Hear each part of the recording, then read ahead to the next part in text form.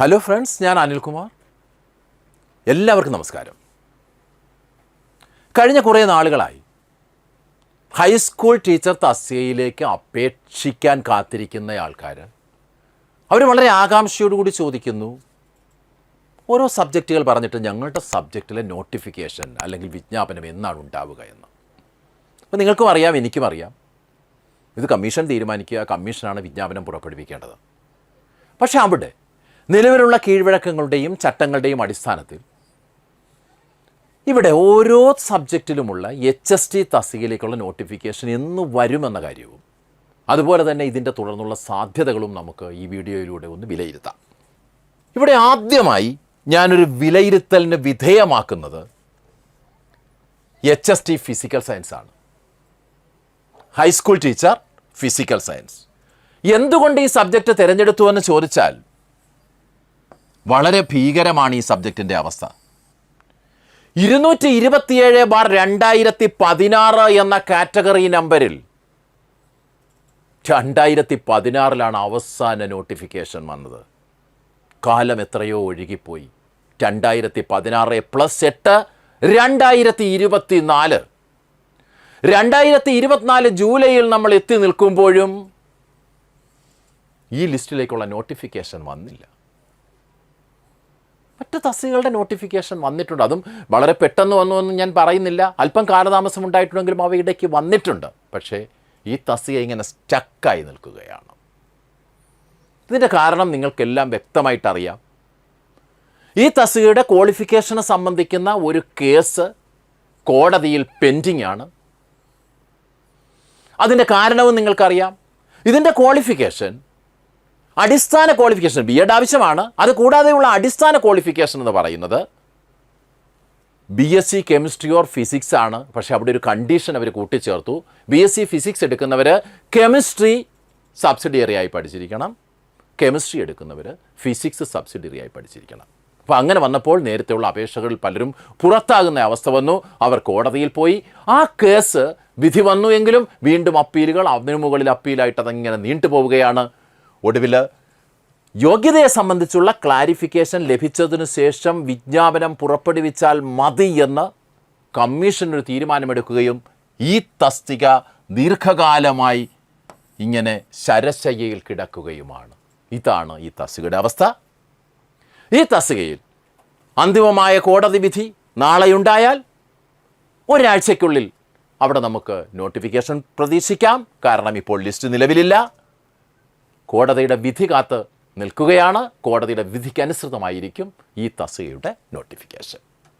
അടുത്തത് HST മലയാളം. നിങ്ങൾക്കറിയാം, high school teacher Malayalam 255/2021 എന്ന നോട്ടിഫിക്കേഷൻ പ്രകാരം പരീക്ഷ നടന്നു. 2023 ലിസ്റ്റ് പ്രസിദ്ധീകരിക്കപ്പെട്ടു. വിവിധ ജില്ലകളിൽ നമുക്കറിയാം June, July, August, September, October മാസങ്ങളിലായി വിവിധ ജില്ലകളിലെ ലിസ്റ്റ് പുറത്തു വന്നു. ഞാൻ ഈ കൂടുതൽ മാസങ്ങൾ പറയുന്നത് എല്ലാ മാസവും എല്ലാ ഓഫീസുകളും എടുത്തുള്ള ഇന്ന ഡേറ്റ് എന്ന് പറയുന്നതിൽ പ്രസക്തിയില്ല. ഇങ്ങനെ പല ജില്ലകളിൽ പല മാസങ്ങളിലായിട്ടാണ്, ഒരേ നോട്ടിഫിക്കേഷൻ ആണെങ്കിലും പല മാസങ്ങളിലായിട്ടാണ് ലിസ്റ്റ് അവിടെ നിലവിൽ വന്നത്. അപ്പോൾ 2023 ചില ജില്ലകളിൽ 6-ാം മാസം വന്നു, ചില ജില്ലകളിൽ 10-ാം മാസമാണ് വന്നത്, ചില ജില്ലകളിൽ അതിനിടയ്ക്കുള്ള മാസങ്ങളിലാണ് വന്നത്.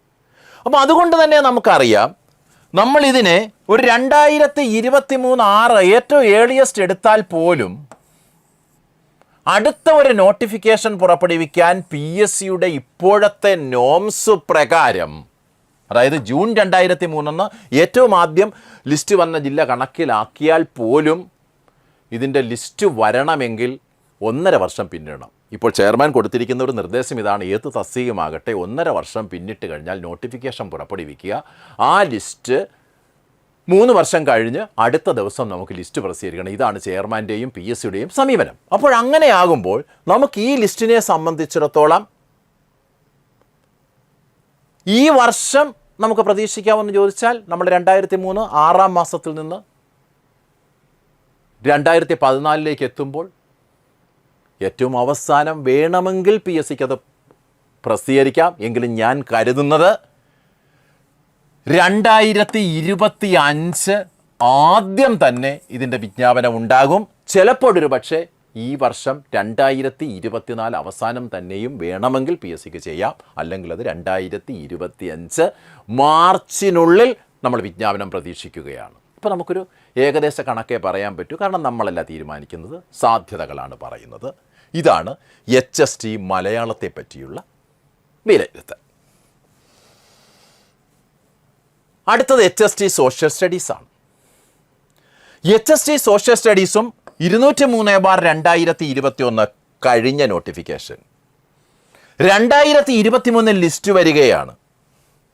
അവിടെ നവംബർ ഡിസംബർ മാസങ്ങളിലായിട്ടാണ് ഈ ലിസ്റ്റ് പ്രസിദ്ധീകരിക്കപ്പെട്ടത്. ചില ജില്ലകളിൽ നവംബർ മാസത്തിൽ, ചില ജില്ലകളിൽ ഡിസംബർ മാസത്തിൽ. അപ്പോൾ ഓട്ടോമാറ്റിക്കലി നമ്മൾ ഈ ലിസ്റ്റ് ഇങ്ങനെ നിലവിൽ വന്ന സാഹചര്യത്തിൽ അടുത്ത നോട്ടിഫിക്കേഷൻ നമുക്ക് 2025 മാർച്ച് ഓർ ഏപ്രിലിനുള്ളിൽ ഇതും പ്രതീക്ഷിക്കാമെന്ന് നമ്മൾ കരുതുകയാണ്.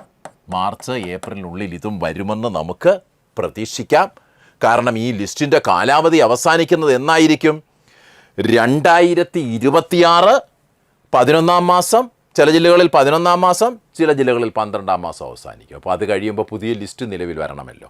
അങ്ങനെ പുതിയ ലിസ്റ്റുകൾ വരേണ്ടതുള്ളത് കൊണ്ട് 2025 നമുക്ക് ഒരു മാർച്ച് ഏപ്രിൽ മാസങ്ങളിൽ മറ്റ് നോട്ടിഫിക്കേഷനോടൊപ്പം ഇതും ഉണ്ടാകാം എന്ന് നമ്മൾ പ്രതീക്ഷിക്കുകയാണ്. അതുകൊണ്ട് 2025 നോട്ടിഫിക്കേഷൻ, അതുപോലെ തന്നെ പരീക്ഷയും ഉണ്ടാകുമെന്ന ലക്ഷ്യം വെച്ചുകൊണ്ട് നിങ്ങൾ പഠിക്കുക. കാരണം 2026 വരെയാണ് ഈ ലിസ്റ്റിൻ്റെ കാലാവധി. അതിനുശേഷം അവർക്ക് പരീക്ഷ നടത്തണം. പരീക്ഷ നടത്തിയ ശേഷം എന്ത് ചെയ്യേണ്ടി വരും? ഇൻ്റർവ്യൂ ഉണ്ട്. ഇങ്ങനെയൊക്കെയുള്ള പ്രോസസ്സ് ഉള്ളത് കൊണ്ട് നോട്ടിഫിക്കേഷൻ അങ്ങനെ പുറപ്പെടുവിച്ചേക്കാം എന്ന് നമ്മൾ കരുതുകയാണ്. അടുത്ത തസ്തിക HST മാത്സ് ആണ്. 203/2021 2023 ഇതിൻ്റെ ലിസ്റ്റ് വന്നത്.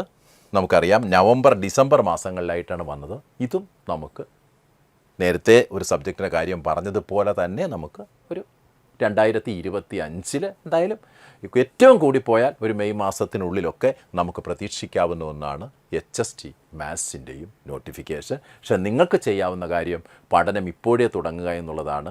കാരണം ഇത് വന്നു കഴിഞ്ഞാൽ 2026 ലിസ്റ്റ് അവസാനിക്കും. അതുകൊണ്ട് തന്നെ അവിടെ ഇൻ്റർവ്യൂ മറ്റ് പ്രോസസ്സൊക്കെ ഉള്ളത് കൊണ്ട് നോട്ടിഫിക്കേഷൻ വന്നു കഴിഞ്ഞാൽ അധികം വൈകാതെ തന്നെ അവർ പരീക്ഷ നടത്തും. കാരണം മറ്റൊരു പ്രോസസ്സ് ഇൻ്റർവ്യൂ കൂടി ഉള്ളതാണ്. അതുകൊണ്ടാണ് അവർ നേരത്തെ പരീക്ഷ നടത്താൻ സാധ്യതയുള്ളത്. നിങ്ങൾ ഇതിൽ ക്വാളിഫൈഡ് ആയിട്ടുള്ള ഉദ്യോഗാർത്ഥികൾ പഠനം ഇപ്പോഴേ തുടങ്ങുക, ഊർജിതമായി പഠിച്ചുകൊണ്ടിരിക്കുക. അടുത്ത തസ്തിക HST ഹിന്ദി 562/2021 2023 7, 8, 9 മാസങ്ങളിലായി ഇതിൻ്റെ ലിസ്റ്റ് പ്രസിദ്ധീകരിക്കപ്പെട്ടിട്ടുണ്ട്. അതുകൊണ്ട് തന്നെ 2025 ഇവിടെയും നമുക്ക് 2025 നമുക്ക് നോട്ടിഫിക്കേഷൻ പ്രതീക്ഷിക്കാം. 2024 നോട്ടിഫിക്കേഷൻ ഉണ്ടാകുമെന്ന് തോന്നുന്നില്ല. HST natural science 384/2020. പക്ഷെ അത് നോട്ടിഫിക്കേഷൻ 2020 2023 ലിസ്റ്റ് വന്നത്. 2023 ജൂലൈ ഓഗസ്റ്റ് മാസങ്ങളിലായിട്ടാണ് ഇവിടെ ലിസ്റ്റ് വന്നിരിക്കുന്നത്. ഇവിടെയും നമുക്ക് എന്തായാലും 2025 മാർച്ചിനുള്ളിൽ നോട്ടിഫിക്കേഷൻ ഉണ്ടാകുമെന്നാണ് ഞാൻ കരുതുന്നത്. നേരത്തെയുള്ള സബ്ജക്റ്റിൻ്റെ കാര്യം പറഞ്ഞതുപോലെ തന്നെ നിങ്ങൾ ചെയ്യേണ്ടത് അതിൻ്റെ പരീക്ഷയ്ക്ക് വേണ്ടിയുള്ള പ്ലാൻ തയ്യാറാക്കി സിലബസൊക്കെ പഴയ സിലബസ് എടുക്കുക. അതിനകത്ത് വലിയ മാറ്റങ്ങളൊന്നും ഉണ്ടാവില്ല. പിന്നെ അതുപോലെ തന്നെ ഇനി ഇത് ഡിസ്ക്രിപ്റ്റീവ് വരുമെന്നൊന്നും പേടിക്കേണ്ട. ഓബ്ജക്റ്റീവ് ടൈപ്പ് പരീക്ഷ തന്നെ ആയിരിക്കും, പഴയ രീതിയിലൊക്കെ ആയിരിക്കും. സിലബസിൽ ചിലപ്പോൾ എന്തെങ്കിലും കുറച്ച് മാറ്റം വന്നാൽ ഉണ്ടാകുമെന്ന് മാത്രമേ ഉള്ളൂ. മറ്റു മാറ്റങ്ങളൊന്നും നിങ്ങൾ പ്രതീക്ഷിക്കേണ്ട.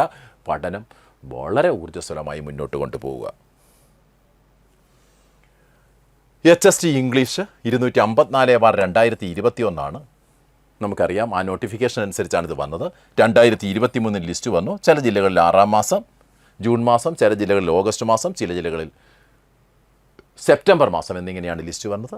ഇതിനെ സംബന്ധിച്ചും നമുക്ക് ഒരു 2025 മാർച്ചിനുള്ളിൽ നമ്മൾ നോട്ടിഫിക്കേഷൻ പ്രതീക്ഷിക്കുകയാണ്. ഇപ്പോഴേ നിങ്ങൾ പഠിച്ചു തുടങ്ങുക. കാരണം ഈ HST സബ്ജക്റ്റുകൾ, വിവിധ സബ്ജക്റ്റുകൾ ഞാൻ പറയുമ്പോൾ ഇതിൻ്റെയൊക്കെ ഒരു കാര്യമെന്ന് പറഞ്ഞാൽ നിങ്ങൾ പഠിച്ചിട്ടുള്ള സബ്ജക്റ്റ് തന്നെയാണ് നിങ്ങൾക്ക് പരീക്ഷയിൽ വരിക. അപ്പോൾ അവിടെ അങ്ങനെ വരുമ്പോൾ നിങ്ങൾക്കിവിടെ വളരെ നന്നായിട്ട് പഠിക്കുന്ന ഒരു കുട്ടിയെ സംബന്ധിച്ചിടത്തോളം നമുക്കിത് ആ സമയം വരുമ്പോൾ നമുക്കത് പിടിച്ചെടുക്കാൻ ഒരു ബുദ്ധിമുട്ടും ഉണ്ടാവില്ല. കാരണം കോമ്പറ്റീഷൻ പൊതുവെ കുറഞ്ഞ ഉദ്യോഗാർത്ഥികൾ, ഈ ക്വാളിഫിക്കേഷൻ ഉള്ളവരാണല്ലോ ഇതിനു വേണ്ടി അപേക്ഷിക്കുന്നത്. അപ്പോൾ ഉദ്യോഗാർത്ഥികളുടെ എണ്ണം കുറവായിരിക്കും, പക്ഷേ അവരിൽ ടോപ്പിലെത്താനുള്ളൊരു ശ്രമമാണ് നമ്മൾ നടത്തേണ്ടത്. പിന്നെ അതുപോലെ മറ്റൊരു കാര്യമുണ്ട്. ഇപ്പോൾ എച്ച് എസ് ടിയെ സംബന്ധിച്ച് പല ഉദ്യോഗാർത്ഥികളും പറയുന്നൊരു കാര്യം, ഞങ്ങൾക്ക് മറ്റുള്ളതുപോലെ അവസരം കിട്ടുന്നില്ല. കാരണം ഞങ്ങൾ ബി എഡിന് പോകുന്നത്, ഒരാൾ ബി എഡ് എടുക്കുമ്പോൾ അയാൾ അപ്പോഴേ തീരുമാനിക്കുകയാണ് എനിക്കൊരു അധ്യാപകനാകണം അല്ലെങ്കിൽ എനിക്കൊരു അധ്യാപികയാകണമെന്ന് തീരുമാനിക്കുകയാണ്. പക്ഷേ പലപ്പോഴും എന്തോ PSC ഈ ഒരു തസ്തികയ്ക്ക് നോട്ടിഫിക്കേഷൻ്റെ കാര്യത്തിൽ വേണ്ട പ്രാധാന്യം കൊടുക്കുന്നില്ലെന്ന് കരുതുന്നു. ഒരു നോട്ടിഫിക്കേഷൻ കഴിഞ്ഞാൽ പിന്നെ 4 വർഷമോ 3 വർഷമോ കഴിഞ്ഞ് അടുത്ത നോട്ടിഫിക്കേഷൻ ഉണ്ട്. ഇപ്പോൾ ആ ഒരു സമീപനത്തിൽ മാറ്റം ഉണ്ടായിട്ടുണ്ടെന്നാണ് ഞാൻ കരുതുന്നത്. അങ്ങനെ വരുമ്പോൾ പല ഉദ്യോഗാർത്ഥി, ഞാൻ നേരത്തെ പറഞ്ഞ HSA ഫിസിക്കൽ സയൻസിൻ്റെ കാര്യം തന്നെ 2016 ശേഷം പാസ് ഔട്ടായ ആർക്കും തന്നെ HSA ഫിസിക്കൽ സയൻസിന് വേണ്ടിയുള്ള ടീച്ചർ എന്ന രീതിയിലൊരു കോമ്പറ്റീറ്റീവ് എക്സാമിനേഷൻ പങ്കെടുക്കാൻ കഴിയുന്നില്ല. അവർക്ക് പരീക്ഷ എഴുതുകയോ റാങ്ക് ലിസ്റ്റിൽ എത്തുകയോ ജോലി കരസ്ഥമാക്കുകയോ അവരുടെ സ്വപ്ന ജോലി കരസ്ഥമാക്കുകയോ ചെയ്യാൻ പറ്റുന്നില്ല. അവരെന്തെങ്കിലും തെറ്റ് ചെയ്തിട്ടുണ്ടോ?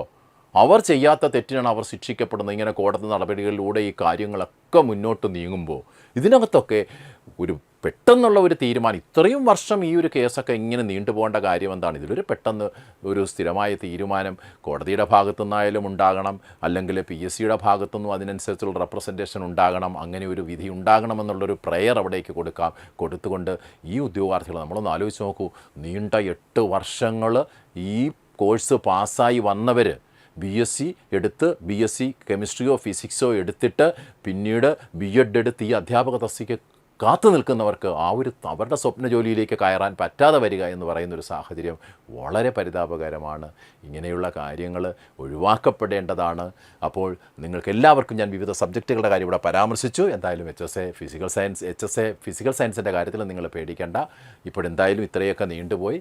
നമുക്കൊരു 2-3 മാസത്തിനുള്ളിൽ തന്നെ അതിൻ്റെ വിധി ഉണ്ടാകുമെന്നാണ് പ്രതീക്ഷിക്കപ്പെടുന്നത്. അങ്ങനെയാണെങ്കിൽ നിങ്ങളുടെ നോട്ടിഫിക്കേഷൻ ആയിരിക്കും ഏറ്റവും ആദ്യം വരിക.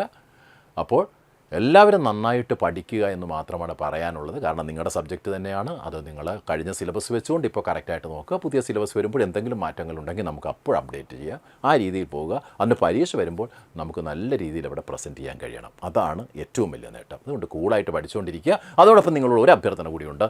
ഇതിൽ മാത്രം കോൺസെൻട്രേറ്റ് ചെയ്യാതെ മറ്റ് തസ്തികകളിലേക്ക് നിങ്ങൾ അപേക്ഷ അയക്കണം. അവയ്ക്ക് വേണ്ടിയും പഠിക്കണം. അങ്ങനെ ഒരു ജോലി കിട്ടുന്നെങ്കിൽ ആ ജോലിയിലേക്ക് നമുക്ക് പോകാം. പോയതിന് ശേഷം പിന്നീട് നമുക്കിത് കിട്ടുമ്പോൾ നമ്മുടെ സ്വപ്ന ജോലിയാണിത്, ഇതിലേക്ക് നമുക്ക് തിരിച്ചു വരാമല്ലോ, ഒരു വിലക്കുമില്ലല്ലോ. അപ്പോൾ നമുക്ക് ജോലിയില്ല എന്നുള്ളൊരു ബുദ്ധിമുട്ടും അവിടെ മാറിക്കിട്ടും എന്ന് കരുതി നിങ്ങൾ ഇത് നിഷേധിക്കപ്പെടുന്നുവെന്നല്ല ഞാൻ പറഞ്ഞത്. നിങ്ങൾക്കിത് വേണമെന്ന് ആഗ്രഹമുണ്ടെങ്കിൽ നിങ്ങൾക്കിത് കിട്ടുക തന്നെ ചെയ്യും. അപ്പോൾ ഈ നോട്ടിഫിക്കേഷൻസൊക്കെ നമ്മുടെ പ്രത്യാശയാണ്.